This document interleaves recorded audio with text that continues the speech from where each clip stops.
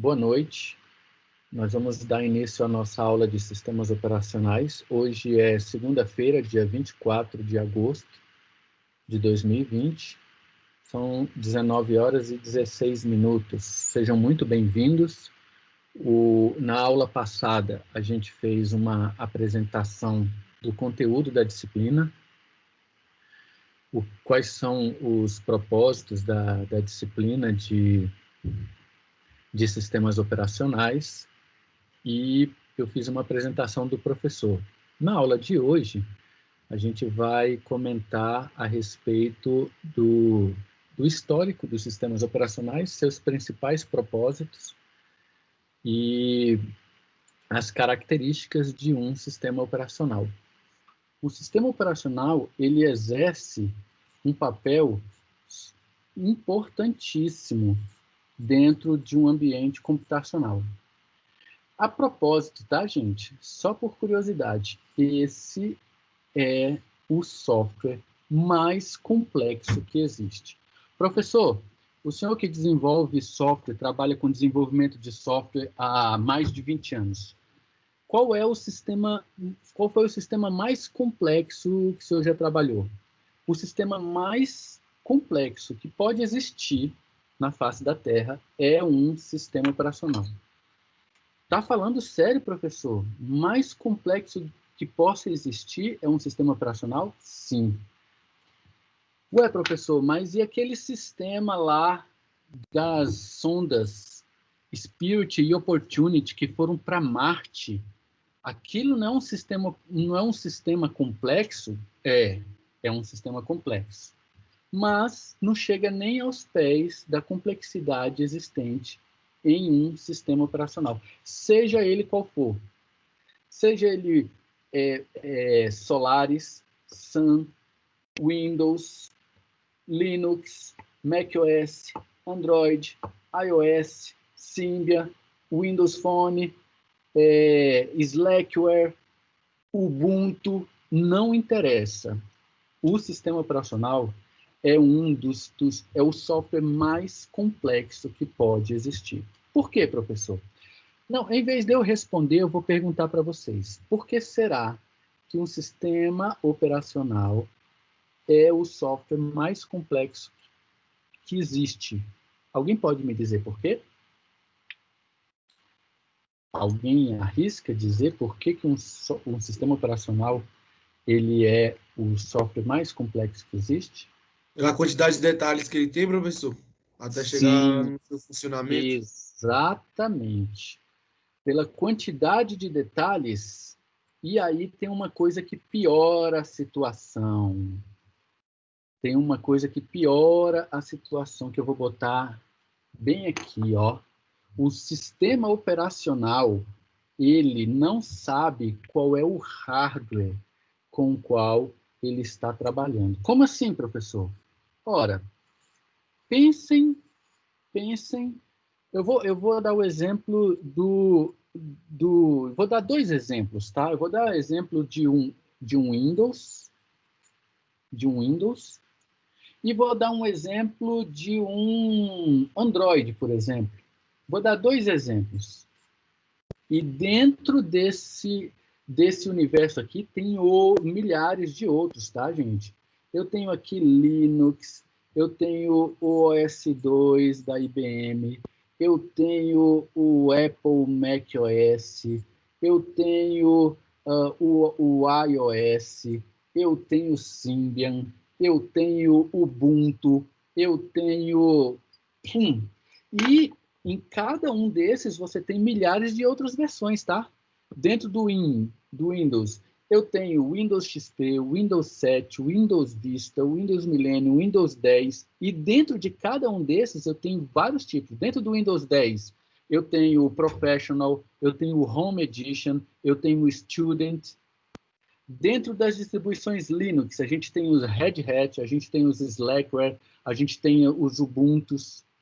E dentro do Ubuntu, eu tenho a versão Home, eu tenho a versão Professional, eu tenho a versão Community, eu tenho a versão Developer. Dentro do Mac, eu tenho o Mac Lion, eu tenho o Mac Mojave, eu tenho o Mac Catalina, que é o mais recente. Eu tenho um Mac High Sierra. E assim vai. Aí, por exemplo, pega um sistema operacional como o caso do Android. Eu tenho diversos hardwares. Eu tenho hardware da Samsung, eu tenho hardware da Xiaomi, eu tenho hardware da Motorola, eu tenho hardware da Nokia, eu tenho hardware... Tem tantas especificações e é papel desse indivíduo aqui, ó, gente. É papel desse indivíduo aqui, ó, fazer com que esse cara bem aqui da ponta, ó, vou botar de verdinho, ó, eu e vocês aqui, ó. Olha eu e vocês aqui, ó, o professor Wilson. Olha eu e vocês aqui. Esse usuário aqui, ele pode ser usuário de 3 tipos, tá? Alguém pode me dizer quais são os 3 tipos desse usuário aqui, ó? Quem pode me dizer quais são os 3 tipos desse usuário? Alguém arrisca dizer? Pode chutar, o momento de errar é aqui. Nós temos 3 tipos de usuário. Quem arrisca dizer quais são? O usuário desenvolvedor e o testador. Quase, quase. Ele falou desenvolvedor, o usuário normal. O desenvolvedor, o analista de banco de dados, o analista de requisitos, o analista de negócios, o gerente de governança de TI, o gestor de projetos, tudo fazem parte de um usuário só, que é o usuário que a gente chama de usuário humano, tá? Agora, eu tenho outros 2 tipos de usuários. Eu tenho o usuário que é um hardware. Sério, professor? E eu tenho um usuário que é um software. Alguém pode me dar um exemplo de cada um desses? Um exemplo de um usuário hardware? Um leitor de códigos, por exemplo. Um usuário do sistema é todo aquele que interage com um sistema. Eu pergunto para vocês, ora, quando eu tenho uma catraca eletrônica lá no meu trabalho, que ela lê o meu crachá, e quando eu passo pela catraca eletrônica, automaticamente ela insere o horário que eu entrei na empresa. Isso não é um usuário que está interagindo com um sistema? Isso não é um usuário que está interagindo com o sistema? Tem uma outra camada aqui na frente que eu vou botar, eu vou colocar de vermelhinho, que eu vou colocar de interface. Vou botar uma camada, inclusive vou botar ela redondinha, ó. Então, olha só que interessante. Eu tenho um usuário hardware, por exemplo, que vai se utilizar de uma interface qualquer para acionar o meu sistema operacional. Exemplo, a catraca eletrônica lá da nossa faculdade, por exemplo. A catraca eletrônica lá do nosso trabalho. Quando você passa o seu crachá nela, esse hardware, a catraca eletrônica, agora ela é um usuário do sistema, que por meio de uma interface ou interface, como vocês acharem melhor, por meio de uma interface, ela vai interagir com o sistema operacional, que no caso lá, eu posso ter um sistema operacional ou na própria catraca, ou no sistema que faz o controle de ponto, e aí esse sistema vai, por meio de um mecanismo de hardware qualquer, acionar qualquer um dessas plataformas aqui. Eu posso ter também, olha que interessante, eu posso ter também um usuário de software. Alguém poderia me dar um exemplo de um usuário de software em um ambiente computacional? Um usuário de software, a gente já deu um exemplo de um usuário de hardware. Por exemplo, um leitor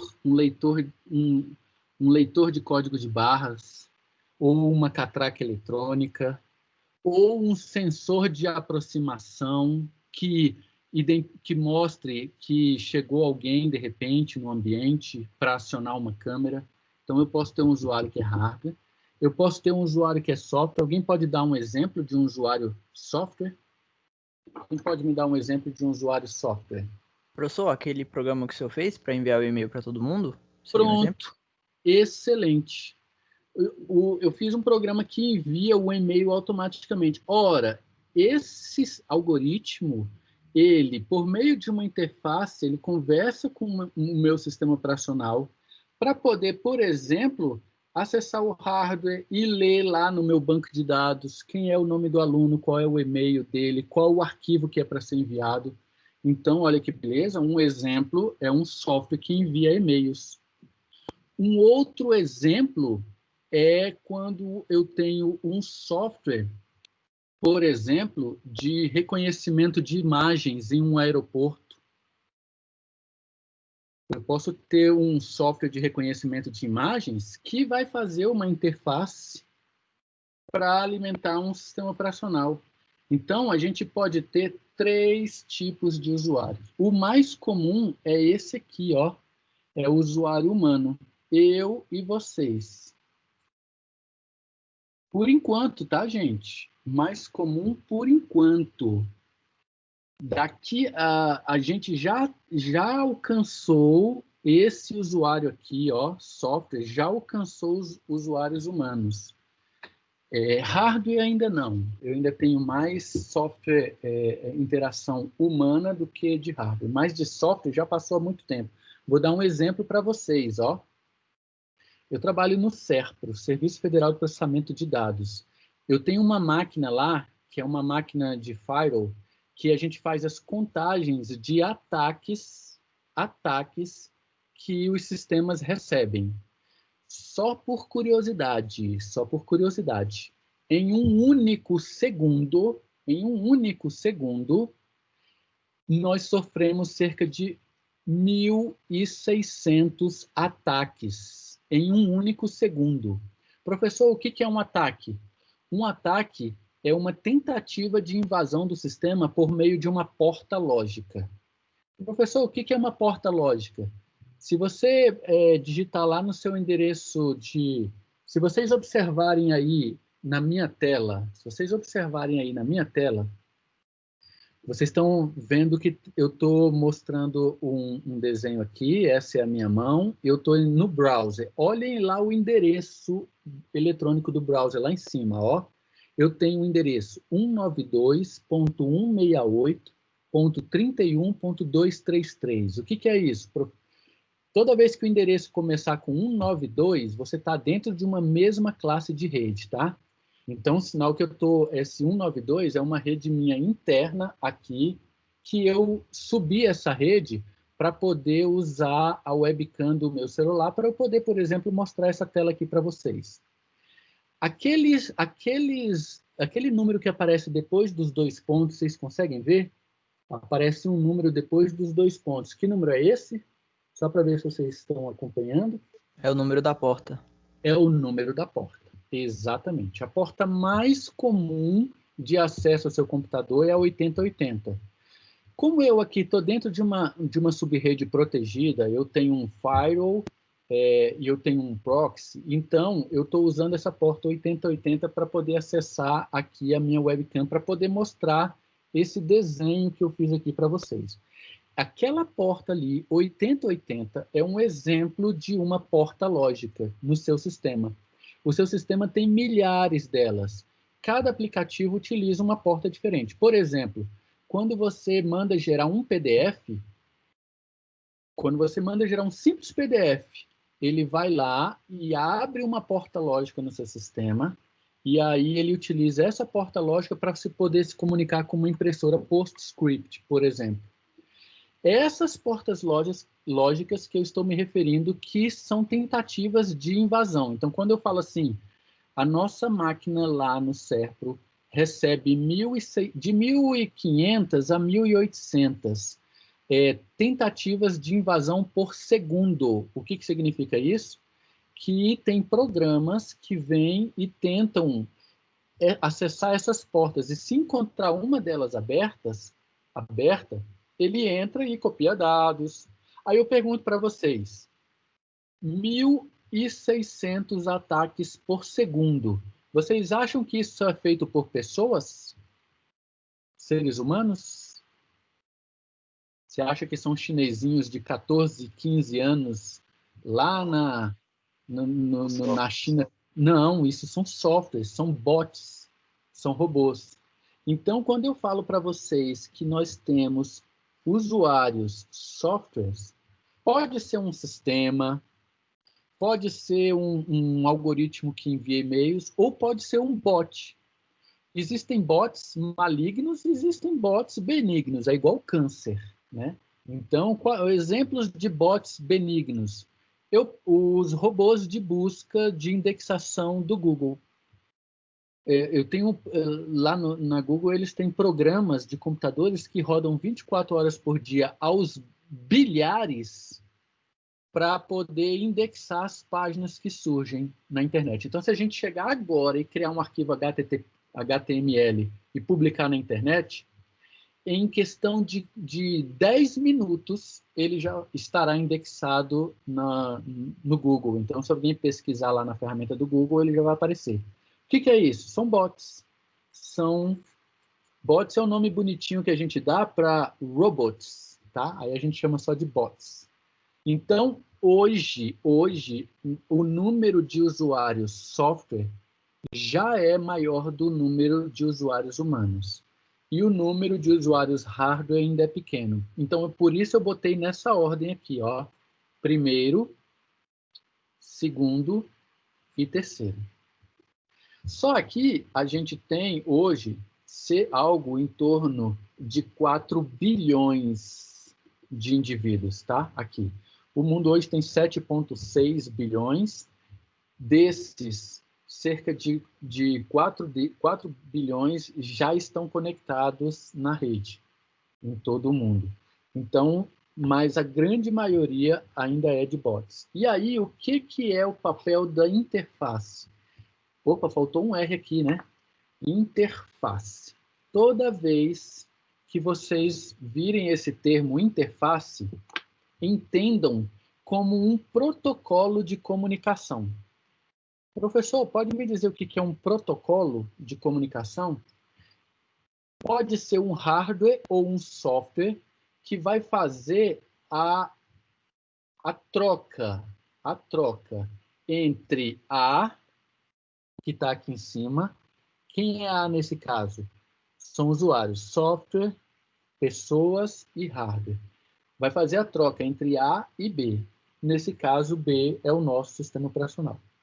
E aí, o nosso sistema operacional, é papel dele, e aí vem a parte difícil, tá, gente? Se comunicar com esse cara aqui, ó. Se comunicar com hardware.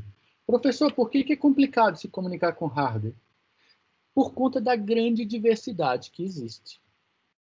Eu tenho hardware de entrada de dados, eu tenho hardware de processamento, eu tenho hardware de saída de dados, eu tenho hardware de fabricantes de todo tipo que você possa imaginar, e um fabricante surgindo a cada minuto. E para cada fabricante desse, é papel desse indivíduo aqui, ó, saber, senhor hardware, qual é a sua plataforma? Eu sou plataforma Intel. Você é plataforma Intel? Então, para eu acessar os seus arquivos, eu tenho que fazer da forma ABC. Senhor hardware, qual é o seu hardware? Eu sou da plataforma Solaris. Sun Solaris. Então o sistema operacional tem que fazer outra tarefa para poder... senhor hardware, qual é o senhor? Eu sou hardware da Apple. Então o sistema de arquivo é diferente. Senhor hardware, qual é o senhor? Eu sou Xiaomi, ou então eu sou Samsung. Não, sou Motorola. Então para acessar o seu GPS, o comando é diferente. Por esse motivo, nós temos aqui, nesse indivíduo aqui, ó, o tipo de software mais complexo que vocês poderiam ver. Aí a pergunta inevitável, professor, se o sistema operacional é o software mais complexo que existe, por conta da característica dele, de ter que acessar tipos de hardware diferentes e ter que fornecer interface para tipos de usuários diferentes, Então, qual é o segundo tipo de sistema mais complexo? São os sistemas que emulam sistemas operacionais. Alguém pode me dar um exemplo de algum? Sistemas que emulam sistemas operacionais. Uma máquina virtual da Oracle, por exemplo? Por exemplo, excelente. Uma máquina virtual da Oracle. O que é uma máquina virtual? Como o próprio nome diz, ela simula esse indivíduo aqui, ó.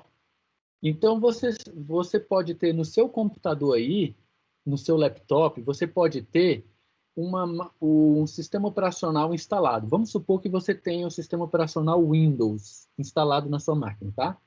Você pode colocar uma virtual machine, uma máquina virtual, e colocar um outro sistema operacional, Linux. E ter vários sistemas operacionais. No meu computador, por exemplo, eu tenho 5 sistemas operacionais na minha máquina aqui agora. Eu tenho o Windows 10, eu tenho o macOS High Sierra, eu tenho o Linux Slackware, eu tenho o Linux Ubuntu e eu tenho o Windows XP. Eu tenho 5 sistemas operacionais. Professor, poderia ter vários? Quantos você quiser. Na verdade, quantos a sua máquina suportar, né? Porque esses softwares de emulação de sistemas operacionais, eles são pesados. Nós temos vários, tá, gente?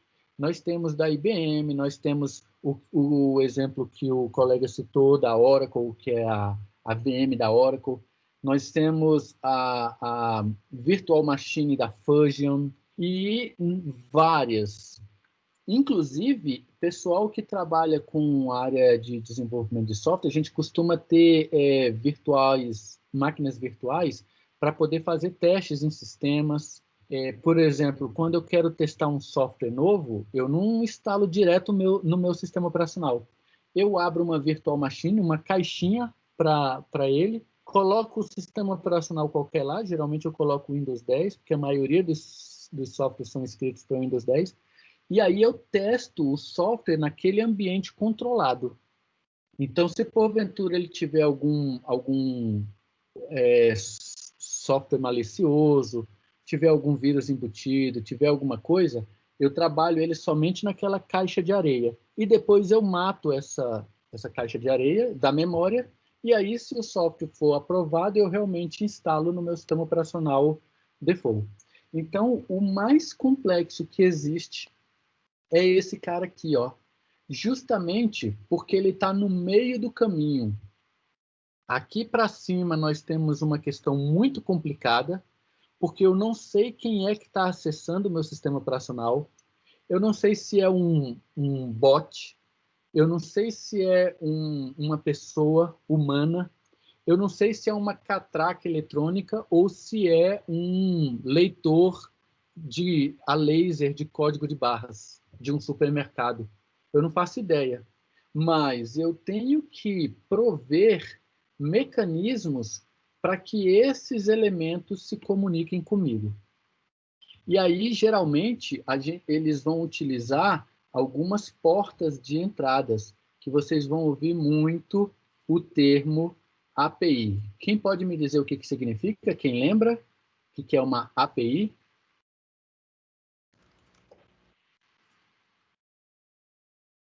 É uma Application Programming Interface. Programming Interface, exatamente. A tradução é um protocolo de comunicação de software que vai dar acesso ao meu sistema. Então, essa é uma das formas em que a gente utiliza camadas de software para fazer essas comunicações. Existem outras formas, tá? Existem os web services, que são serviços web também. Existem outras web services. Existem vários.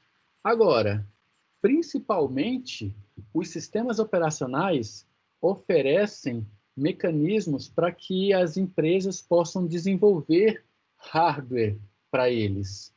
Por exemplo, se você comprar hoje um mouse, Imagine um mouse qualquer. Se você compra hoje um mouse, o fabricante desse mouse aqui precisou escrever um software para que o seu sistema operacional pudesse identificar toda vez que o usuário passear com esse mouse, toda vez que o usuário clicar nesse mouse. Então, o que os fabricantes de sistemas operacionais fazem? Eles disponibilizam em seus sites, na parte desenvolvedor, todo o sistema operacional tem isso. Você entra lá no sistema operacional, lá no site da Apple, aí tem lá uma parte, Development, desenvolvedores. Você entra no site lá do Ubuntu, tem uma parte lá, desenvolvedores. Você entra no site da Google, ou da Apple, ou da Microsoft, lá no Windows, tem lá, desenvolvedores. O que a gente vai buscar lá como desenvolvedores? A gente vai buscar as APIs que esses sistemas operacionais nos fornecem para a gente construir hardware para eles. Então, eu estou fazendo uma impressora 3D. Como é que é o comando do sistema operacional para eu passar para a próxima camada de impressão? Então, lá no site, por exemplo, da Microsoft, eu tenho uma pasta lá, desenvolvedores, aí tem APIs, aí eu vou lá e pego os comandos que eu devo utilizar dentro desse sistema operacional para poder fazer uma determinada operação. Então, os fabricantes de hardware, eles precisam fazer isso. E aí, óbvio, eles vão fazer isso para os sistemas operacionais mais comuns. Por isso que é muito mais fácil você encontrar, por exemplo, hardware compatível com a plataforma Windows, pelo simples fato de que ela ainda detém mais de 80% do mercado. Em segundo lugar, vem a plataforma Linux. E aí ela está empatada com o macOS. Números norte-americanos, tá, gente? No Brasil, eu não sei qual é o percentual de usuários no Brasil por plataforma. A gente não tem, pelo menos eu não conheço uma fonte dessa pesquisa. E aí, quando eu vou fazer um hardware, por exemplo, estou desenvolvendo uma nova webcam.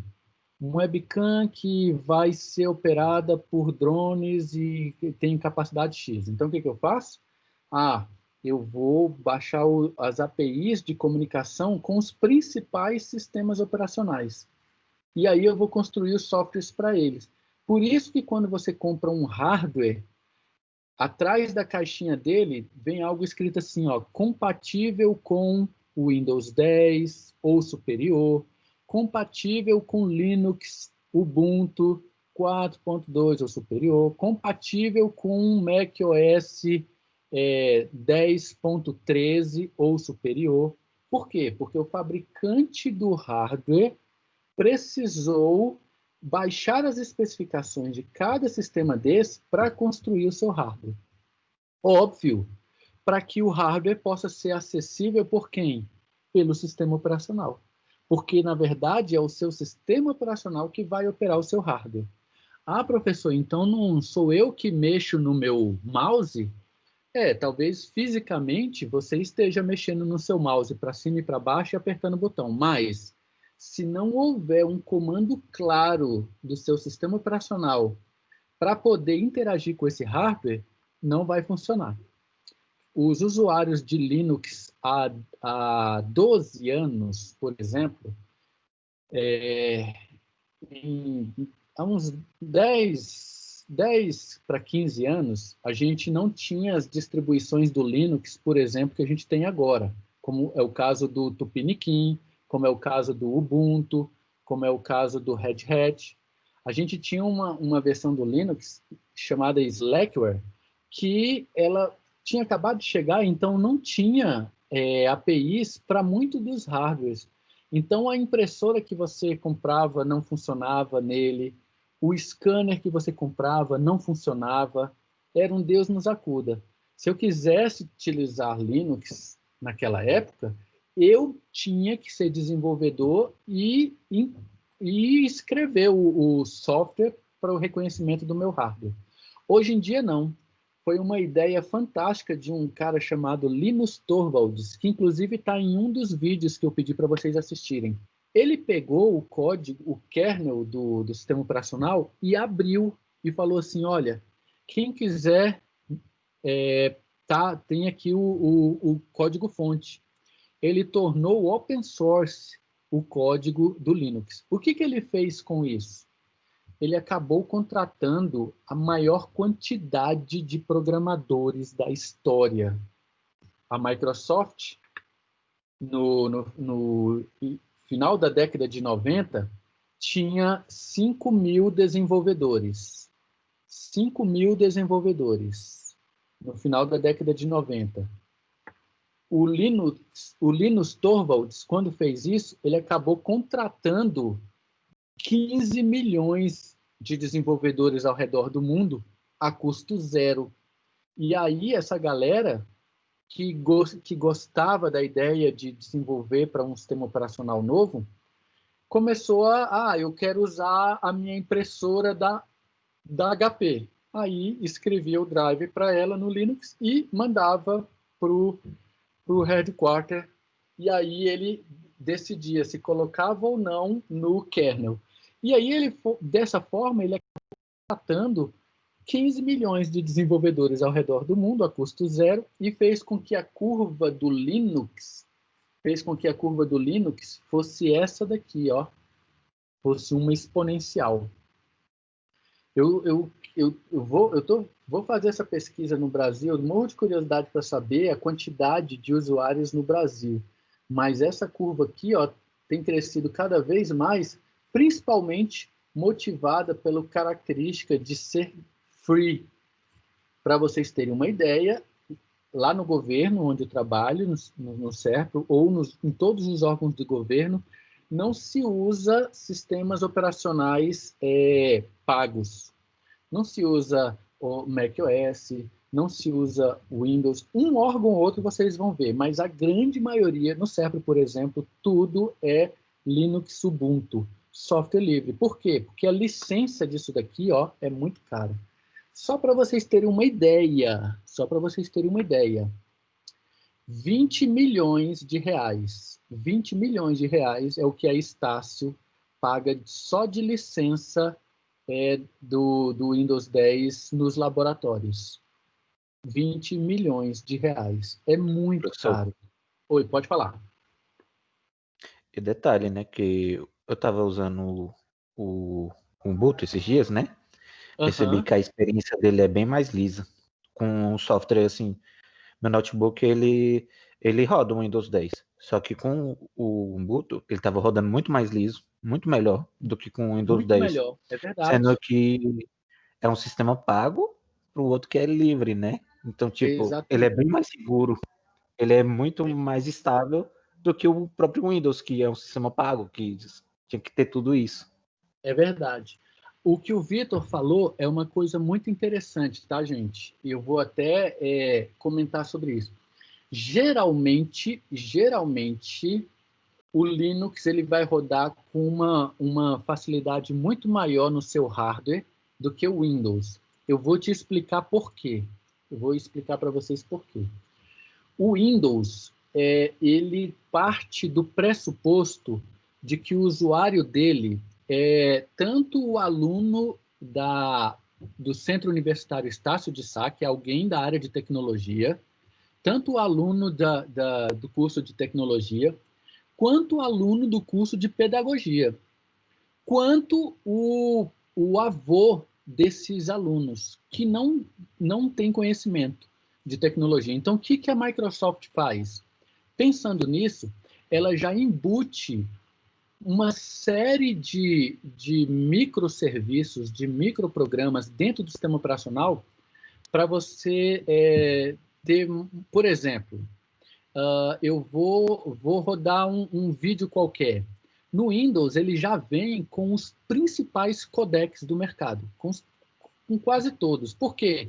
Porque ele está partindo do pressuposto de que, e se for o avô do professor Wilson, que não tem muito conhecimento de tecnologia e quer assistir o vídeo que o neto dele mandou. Então, ele já vem com isso tudo embutido. Coisas que em alguns outros sistemas operacionais você tem que ir habilitando. Então, essa é uma das características. Outra característica que foi muito bem citado aí pelo Vitor é o seguinte: uma das portas de entradas que o Windows utiliza são arquivos chamados Dynamic Link Library. Professor, o que são Dynamic Link Library? O último L significa pacote, biblioteca. E o L do meio significa conexão. E o primeiro D significa dinâmica, ou seja, é uma biblioteca de conexão dinâmica que muitos programas utilizam essas bibliotecas para poder fazer essas interfaces com outros hardwares e outros softwares. Ela tem vantagens e tem desvantagens. Uma das vantagens dela é que, dependendo de uma evolução nesse software aqui da ponta, ou em um determinado hardware, eu não preciso atualizar o meu sistema operacional todo. Basta eu atualizar somente essas bibliotecas de vínculos dinâmicos. Essa é a vantagem. E aí é muito mais prático eu fazer um upgrade num arquivo do que num sistema operacional todo. Mas ela tem uma desvantagem. Ela precisa ser registrada em uma arquitetura que esse sistema operacional usa, chamada registros. A DLL ela tem que ser registrada no Windows. E quando ela é registrada, é um pacote a mais de software que o sistema operacional tem que gerenciar. Então, quanto mais delas, mais o sistema operacional vai ficando mais pesado. Coisas que nós não temos nesses sistemas operacionais aqui embaixo. Nas linhas OS 2, por exemplo, da IBM, ele não trabalha com essa ideia de bibliotecas dinâmicas. Nas linhas da Mac, também não. Você não precisa instalar nada, você basta colocar o executável, um arquivo package, PKG, e o sistema operacional vai interpretar. E se você não quiser mais ele, basta você deletar. Aqui não. Aqui no Windows, você tem que fazer o registro inverso, que é o que a gente chama de desinstalar o software. Desinstalar o software significa eu vir no registro do Windows, localizar a chave de chamada dessa DLL e bloquear essa chave de chamada. Senão, ele continua lá. E quanto mais DLLs delas lá, obviamente, mais o sistema operacional vai ficando mais pesado. Então, o Vitor falou uma coisa muito interessante. Por o mesmo hardware, rodando o Windows 10 e rodando a versão mais recente do Linux Ubuntu, você vai ver uma performance melhor no Linux Ubuntu. Mas, atenção, pode ser que exista alguns equipamentos de hardware ou alguns softwares que talvez ainda não tenha os drivers para o Ubuntu 2, para o Ubuntu, a versão mais recente.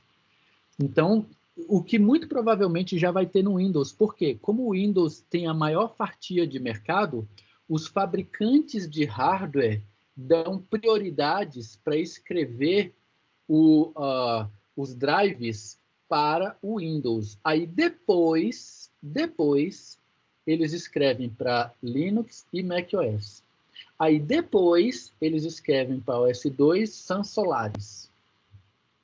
Então a ordem acaba sendo essa, então você vai ter menos problemas de incompatibilidades com o Windows, porque os fabricantes vão dar preferência para o Windows. Pode falar, Victor. Foi por isso que eu voltei para o Windows 10, por causa principalmente pelo pacote de Adobe. Compatibilidade, né? Exatamente. O pacote Adobe todinho, ele não funciona. Tem até alguma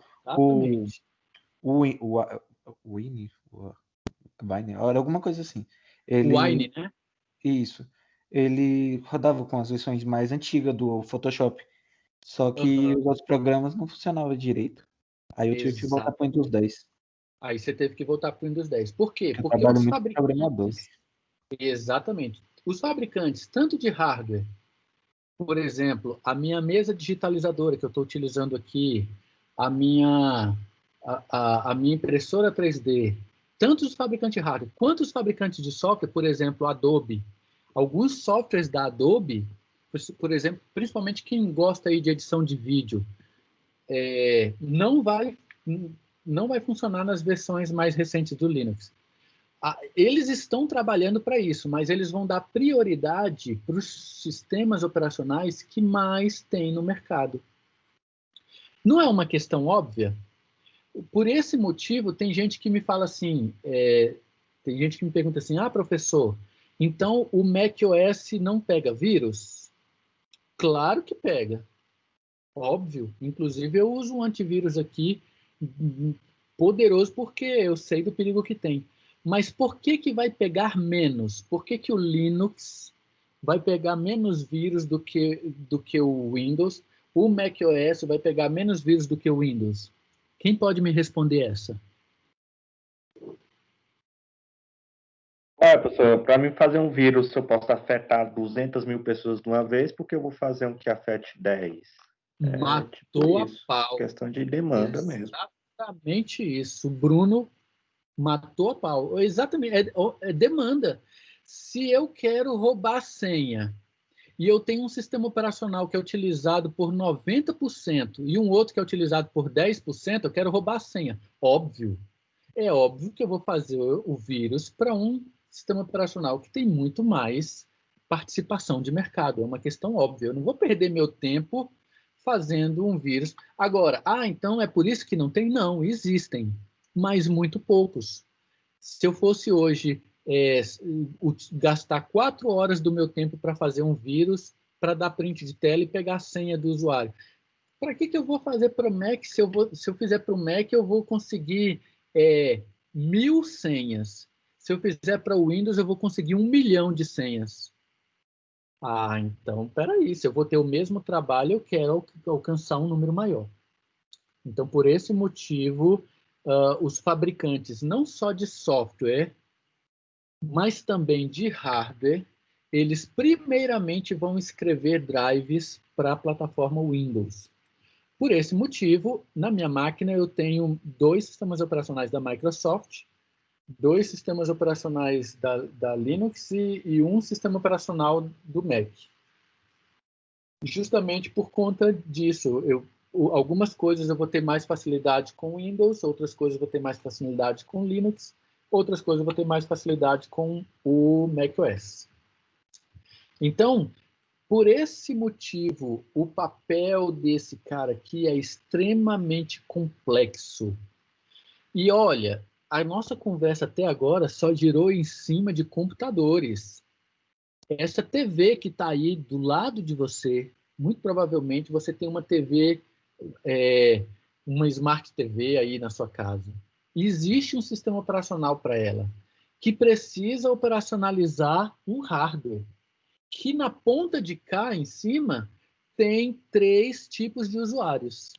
Eu vou dar um exemplo de cada, tá? O usuário humano, não preciso nem dizer, né? É você. Você que vai assistir lá o filme mais tarde. E o usuário de hardware?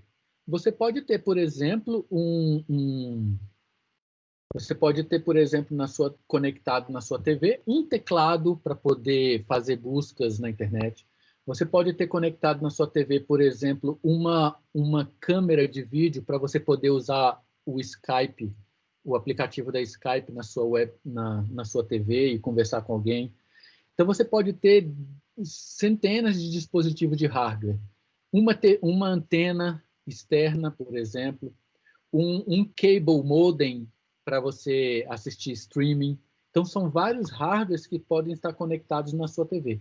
E há também softwares que estão conectados na sua TV. Por exemplo, quando você entra lá nos aplicativos da sua TV e utiliza o Netflix, é um usuário de software o Netflix nesse momento. O Netflix, nesse momento, ele vai se utilizar de uma interface para poder comunicar com o sistema operacional da sua TV.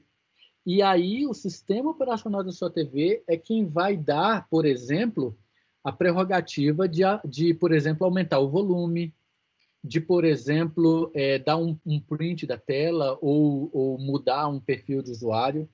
Então, mesmo o sistema operacional da sua TV, o sistema operacional do seu smartphone, o sistema operacional do seu laptop ou o sistema operacional do seu relógio, se ele for digital, né? A não ser que ele seja analógico. Mas se ele for digital, ele também tem um sistema operacional lá por trás, que vai prover essa comunicação. Então, amigos, se você pensar, por exemplo, no DaVinci, esse aqui chama-se o DaVinci, tá até a logo dele aqui, ó.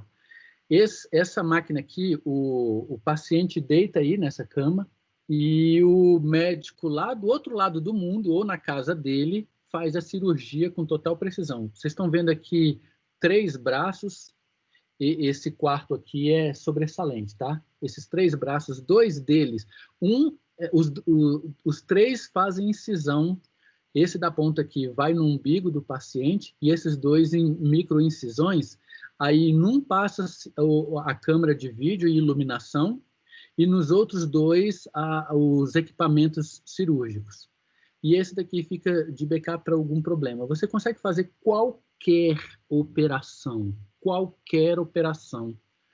E você pode, se for uma operação corriqueira, por exemplo, tanto ambulatorial quanto de clínica cirúrgica, tanto em quadros crônicos quanto quadros agudos, independente da cirurgia, você pode gravar um log dela e registrar no sistema. Então, o computador vai aprender, o software aprende o processo cirúrgico e depois eu não preciso mais do médico. Fica um médico em pé aqui só para fazer o acompanhamento. Professor, isso é coisa de outro mundo? Não, nós temos aqui, em vários hospitais em Brasília, nós temos essa máquina. Aí você pode pensar assim, então esse é um sistema extremamente complexo. Pode até ser, mas ele não chega nem aos pés de um sistema operacional. Até porque ele está rodando em cima de um sistema operacional, que vai rodar em cima dessa máquina aqui, ó. Então, o que vai modificar de um sistema para outro, na verdade, é o tipo desse hardware aqui, ó. Esse hardware pode ser um veículo da Tesla, esse hardware pode ser uma mesa digitalizadora, como essa que eu tenho aqui em cima da minha mesa agora, ou esse hardware pode ser um equipamento cirúrgico DaVinci, por exemplo. Não importa. É tarefa desse indivíduo aqui, ó, fazer essa troca. E essa troca, ela não é simples. Por quê? Por esses 2 motivos. Primeiro, porque ele envolve tipos de usuários diferentes. Observe nessa máquina DaVinci ali, que eu acabei de mostrar para vocês. Ela tem os 3 tipos de usuários na mesma rodada, na mesma paulada. Essa máquina aqui, ó. Ela tem os 3 tipos de usuários concomitantemente, simultaneamente. Ela tem usuário de hardware, de software e humano, na mesma rodada. E eu tenho que operacionalizar um hardware que ele é específico. Ele vai ser um hardware bem específico. Assim como um veículo da Tesla, um veículo autônomo da Tesla, assim como a sua Smart TV, que está aí na sua sala, e assim como o smartphone que está dentro do seu bolso, provavelmente, ou em cima da mesa. Então, são especificidades distintas. Para vocês terem uma ideia, quando a gente está desenvolvendo para Swift, que é para a plataforma macOS, iOS, os comandos para você acessar o GPS do celular são completamente diferentes de quando você está usando o Android Studio para desenvolver um aplicativo, por exemplo, para Samsung ou Motorola. O acesso ao GPS é completamente diferente. E aí, de novo, isso é papel de quem? Isso é papel do sistema operacional controlar isso. Por esse motivo, é a resposta da nossa pergunta no início da aula. Professor, por que a gente precisa utilizar uma disciplina no meu curso só para falar de sistemas operacionais? Primeiro, para a gente identificar a importância. Depois, para a gente ver como é que ele faz esse acesso de hardware. Como é que ele faz esse controle de memória? Quem aí já desenvolveu em alguma linguagem e sabe, por exemplo, que lá no Python, quando eu digito A recebe 3.14, que automaticamente vai lá no sistema operacional e aloca uma memória do tipo real. Ou se eu estiver desenvolvendo em Java, que eu coloco int, nome da variável, recebe 3, e automaticamente ele vai lá na memória e aloca um espaço do tipo inteiro. Ou se eu estou desenvolvendo em linguagem C ou COBOL, que eu chego lá e coloco uma string, o nome da variável, e coloco um texto dentro, que ele vai lá e automaticamente aloca uma cadeia de caracteres. Quem é que faz isso? É tudo sistema operacional.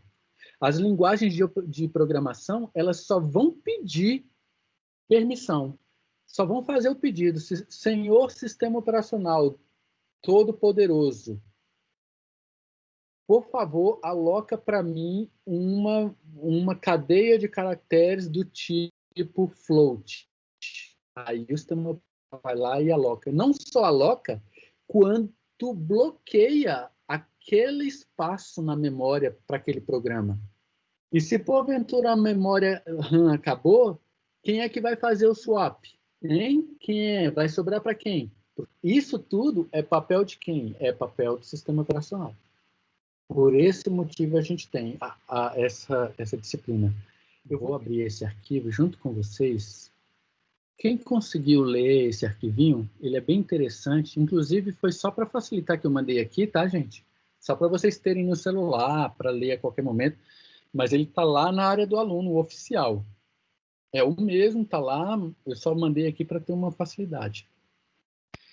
Aqui no início quando ele, aqui na página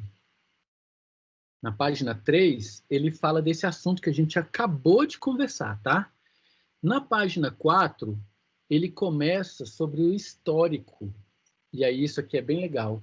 Ele começa falando do histórico das gerações dos sistemas operacionais. Ó, se vocês puderem baixar lá no material, na página 4, ó. Tudo começou lá com Electronical Numerical Integrate and Computer. Ó, que sigla para ele aqui, ó. Electronical Numeric Integrate and Computer. Vou marcar ela aqui para vocês verem, tá vendo, ó? Tudo começou lá no ano de 1943. Ele entrou em operação no ano seguinte, 1944. É aquele trambolho que vocês já lembram dele, vocês já devem ter visto milhares de fotos nesse curso. Electronical Numerical Integrate and Computer. Aquele que os programadores tinham que entrar dentro dele para programar. 18 mil válvulas, 30 metros quadrados, 160 toneladas, ocupavam um andar inteiro do Instituto de Tecnologia de Massachusetts, ocupava o segundo andar do prédio e estava lá. Mas qual foi a grande sacada aqui? A grande sacada foi justamente isso daqui, ó. Nessa época, as primeiras máquinas estavam começando a entrar em operação e o que nós tínhamos até então eram máquinas mecânicas. Não sei se vocês lembram quando a gente comentou sobre isso, das máquinas mecânicas, eletromecânicas e eletrônicas, né? Então, até então nós tínhamos equipamentos apenas mecânicos. O ENIAC, o E de ENIAC é justamente eletrônico. Foi a primeira máquina e aí a gente tem então a primeira geração dos sistemas operacionais. Aqui, amigos, a programação era feita por meio do chaveamento mesmo, tá? O que vocês estão vendo aqui, por exemplo, nessa foto aqui, é um programador mesmo, literalmente programando, ó. Então, como é que era feito? Como é que hoje a gente entra lá no Python e escreve um comando: se A for maior do que B, então imprima algo. Olha como a vida é maravilhosa hoje em dia. Aqui a programação era feita nessa forma aqui, ó. O cara fazia um sítio, demorava uns 2 dias, né, professor? Exatamente, exatamente. Para eu fazer uma instrução simples, levava tanto tempo, Para vocês terem uma ideia, esse computador entrou em operação para fazer cálculos matemáticos balísticos. Cálculos matemáticos balísticos são extremamente complexos porque envolvem muitas variáveis. Para vocês terem uma ideia, para eu lançar um projétil, o ano era 1945, né, gente? O que estava acontecendo em 1945 no planeta? Quem lembra? Era o ano do final da Segunda Guerra, mais ou menos. Exatamente. A Segunda Grande Guerra Mundial estava no auge. Então, olha só, para eu lançar um projétil balístico, por exemplo, para ele alcançar e essa minha bomba aqui, ó, cair aqui e explodir, para eu lançar um projeto balístico, os cálculos são extremamente complexos. Só para vocês terem uma ideia, eu tenho que levar em consideração aqui a aerodinâmica do projétil, o peso dele, eu tenho que levar em consideração se a ogiva está na frente, se a ogiva está no meio ou se ela está no final do projétil. Eu tenho que levar em consideração a velocidade do vento, eu tenho que levar em consideração a pressão atmosférica, eu tenho que levar em consideração a pressão barométrica, eu tenho que levar em consideração a umidade relativa do ar, eu tenho que levar em consideração a altitude em relação ao nível do mar, para eu poder fazer esse cálculo e ter uma precisão de lançamento de um projeto. Um matemático experiente para fazer isso daqui, ele levava de 30 minutos até 2 horas para fazer um cálculo desse. Um matemático levava de 30 minutos a 2 horas para fazer um cálculo desse e com a possibilidade de errar. Quando essa máquina entrou em operação, o Electronic Numerical Integrated and Computer, ele passou a fazer essas máquinas em, pasme, 2 segundos, com margem de erro igual a 0. Claro que é 0, porque não tem como eu ter um erro de trocar de sinal que um humano pode fazer. Mas, para eu programar toda essa operação, aqui por meio desses chaveamentos aqui todos, ó, levava tanto tempo mas ainda assim valia a pena, porque eu ganhava no tempo de... Porque quando eu fosse fazer o próximo cálculo, quando eu fosse fazer... agora mudou a ogiva. A ogiva agora, ela tem... o projétil tem a ogiva agora no meio. Bastava eu mudar um desses cabos aqui, ó. Um chaveamento só. É como se eu mudasse um parâmetro. Eu não precisava refazer o cálculo todo. Entenderam? A grande sacada Por isso que valia a pena manter uma máquina como essa, porque embora ela tomasse muita energia, precisou se desenvolver inclusive um gerador específico para dar conta do recado, mas acabava valendo a pena, porque eu tinha um grande ganho quando era de 1945 até 1955, é o que a gente chama da primeira geração. Qual é a característica dos sistemas operacionais dessa primeira geração? Era que, ó, o usuário tinha acesso direto ao hardware. Conforme eu acabei de mostrar para vocês naquelas fotos ali. O pessoal programando diretamente no hardware. Ou seja, o chaveamento era feito por meio de circuitos e cabos. Acreditem ou não, amigos. Hoje a gente chega lá na nossa linguagem de programação Java e escreve if 5 maior ou igual a 3, faça isso. Hoje é uma maravilha, mas antigamente eu tinha que chavear isso daqui de forma binária, ligando cabos. E cada cabo desse era ligado a uma válvula. Por esse motivo ele era tão grande e ele consumia tanta memória. Justamente por conta dessa característica, válvula de computador. Ela era muito grande, ela era pesada, ela consumia uma energia tremenda e o principal problema dela, como era um equipamento bastante simbólico, com pouca tecnologia de transmissão de energia, então elas se queimavam muito facilmente. E aí, por esse motivo, aquele tamanhão todo. Aí depois aconteceu um fato maravilhoso, né? Os próximos 10 anos que se sucederam, que é a chamada segunda geração, aí não, já surgiu esse carinha aqui, ó, o transistor. Aí, meus amigos, o negócio mudou da água para o vinho. Enquanto eu tinha aqui a válvula, eu vou botar um transistor do lado só para vocês verem a grande diferença. Olha aqui, ó. Antes eu tinha um elemento desse aqui, ó. Eu tinha uma válvula. Agora eu tenho um equipamento desse tamanho. Ele diminuiu em cerca de 10 vezes o tamanho. E aí, consequentemente, ele diminuiu também na capacidade de consumo de energia e, consequentemente, na liberação de calor. Então, eu pude ter equipamentos muito menores. E aí, a grande característica dessa segunda geração aqui agora é justamente a presença do transistor.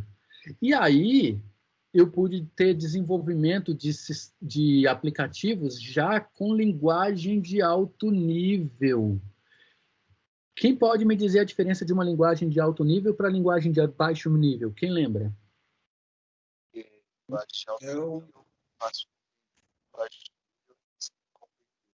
É uma onde é mais próximo do ser humano e a outra do computador, a linguagem humana e a linguagem do computador. Exatamente.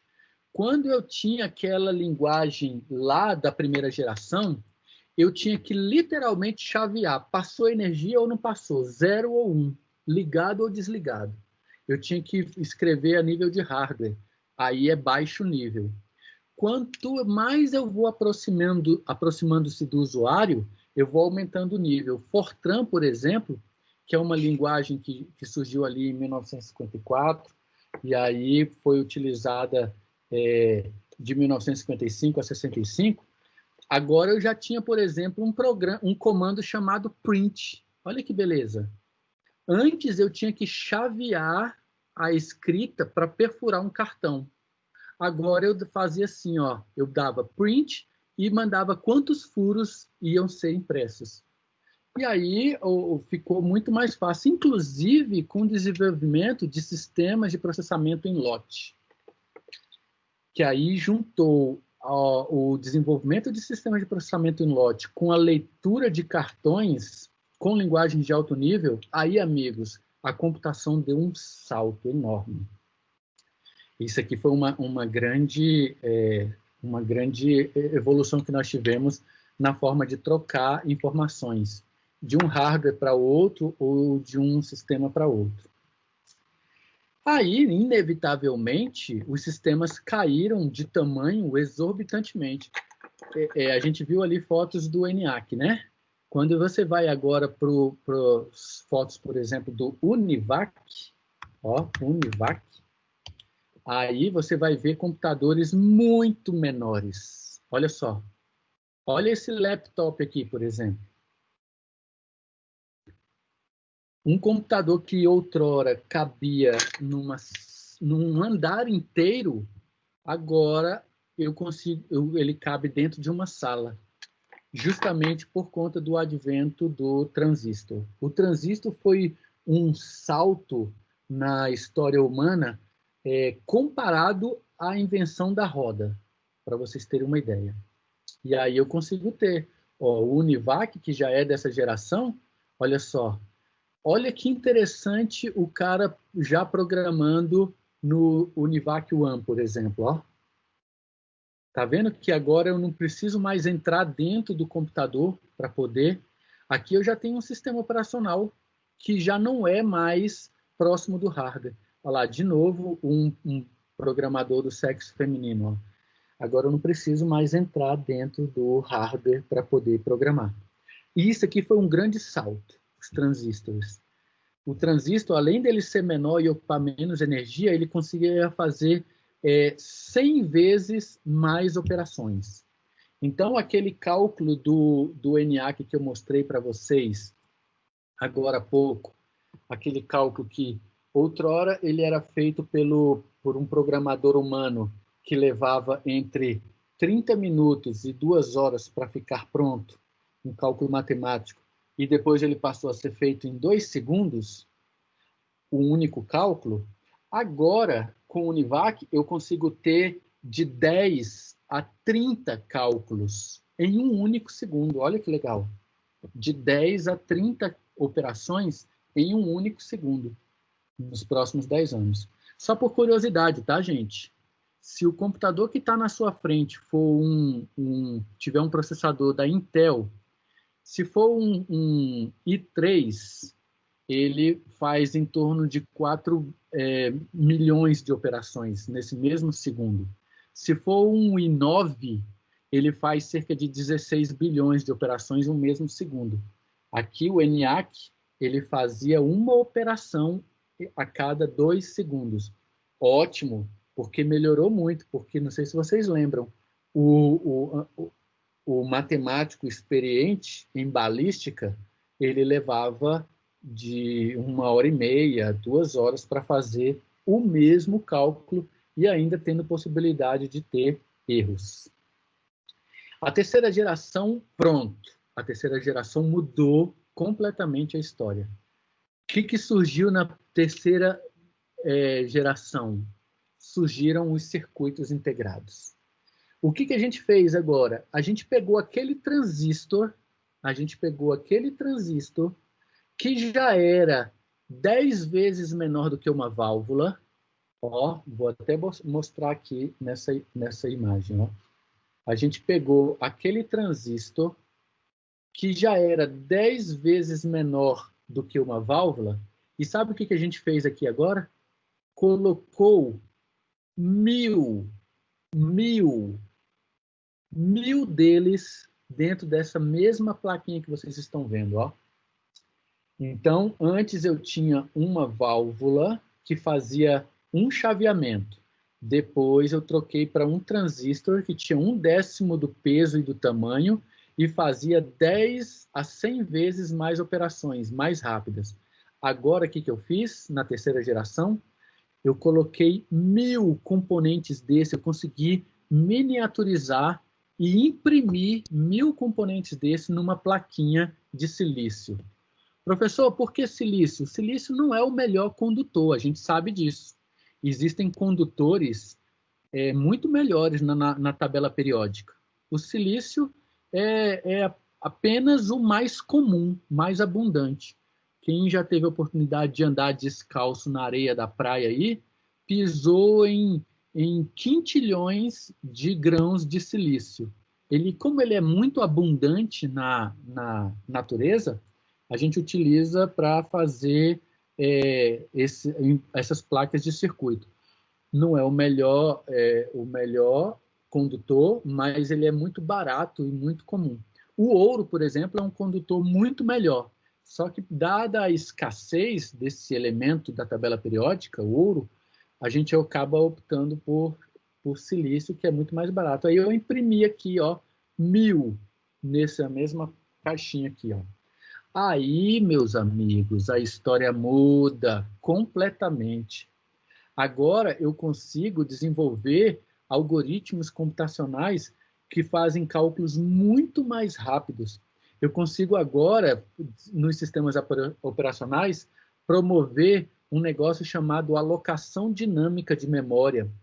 Eu consigo fazer um negócio chamado spooling, que é eu poder colocar tarefas enfileiradas para o sistema operacional executar. E a maravilha do time sharing, que é ele dividir a fatia de processamento, porque agora eu tenho condições matemáticas de fazer esse processamento, que antes eu não tinha. Agora eu tenho essas condições.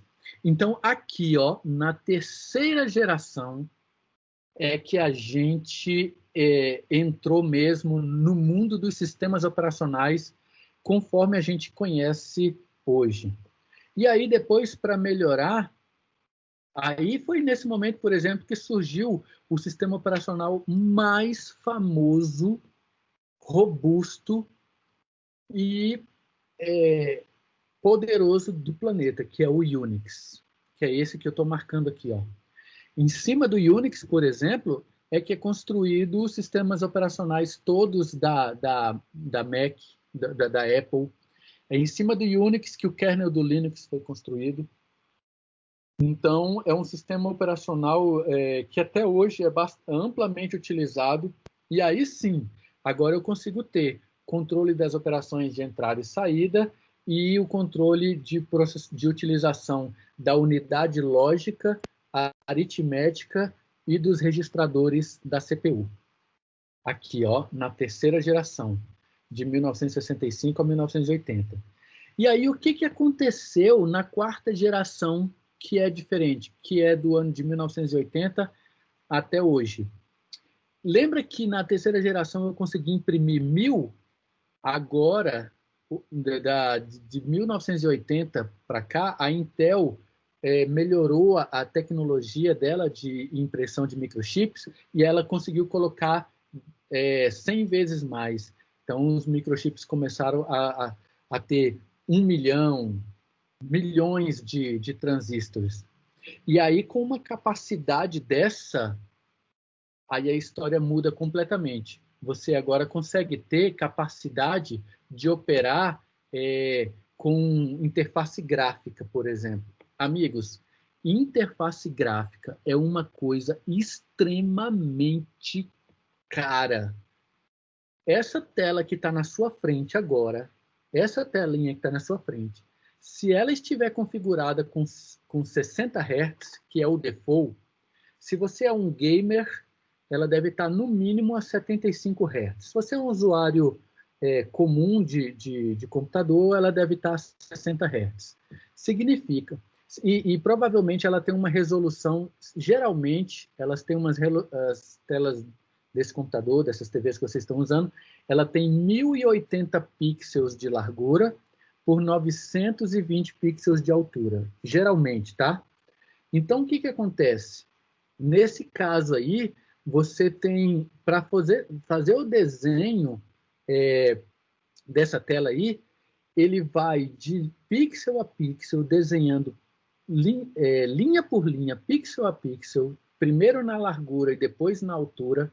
Ele faz isso 60 vezes a cada segundo, se o seu monitor estiver configurado com 60 Hz. Desenhar tela é uma das coisas mais caras que tem no processamento. Só para vocês terem uma ideia, se quiserem fazer esse teste depois, abra o gerenciador de tarefas do seu sistema operacional. Pode ser do Mac, pode ser do Ubuntu, pode ser do Windows. Abra o gerenciador de tarefas, vai naquela parte do gráfico de processamento, abre o gráfico de processamento e depois pega uma janela qualquer, clica com o mouse no topo dela e fica passeando com ela pela tela, tipo assim, ó, pega a tela e eu não vou conseguir mostrar aqui para vocês, mas fica passeando com ela e olha o gráfico do gerenciador de tarefas do seu sistema operacional. Você vai ver um pico do processamento. Por quê? Justamente o processo de desenhar tela é um processo extremamente caro. Por esse motivo, muitas placas de vídeo evoluíram para ter um processador próprio. Principalmente o pessoal que gosta da área de games, porque como os softwares têm que desenhar bilhões de polígonos na tela, de acordo com a operação que o usuário mexeu no joystick ou no teclado, e o software tem que renderizar isso daí em tempo real, por esse motivo, muitas placas de vídeo, principalmente para gamers, têm um processador próprio para ela. Por esse motivo, muitas mineração de bitcoins é feita em cima da placa de vídeo. Não sei se vocês sabem disso. Mineração de bitcoins. Se alguém tiver alguma dúvida sobre isso, blockchain, bitcoin, depois me pergunta. Então, as interfaces gráficas que não surgiram com a Microsoft, tá, gente? As interfaces gráficas surgiram com uma empresa chamada Xerox. Essa empresa aqui, ó. Xerox. Essa empresa foi a primeira a trabalhar com interfaces gráficas. E aí a Microsoft só copiou a ideia e aí desenvolveu o sistema operacional Windows. Ela começou a trabalhar com interface gráfica e operação por meio de mouse. Só depois da quarta geração,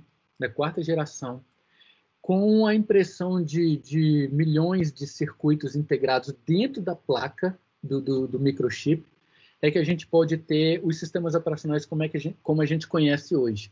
Aí, depois do Disk Operation System da Microsoft e das primeiras versões da Microsoft, nessa mesma época, a Apple lançou sistemas operacionais da linha Lisa 1, Lisa 2 e Lisa 3, e a Xerox também entrou no mercado com sistemas operacionais. Aí sim é que surgiram sistemas operacionais tais quais conhecemos hoje.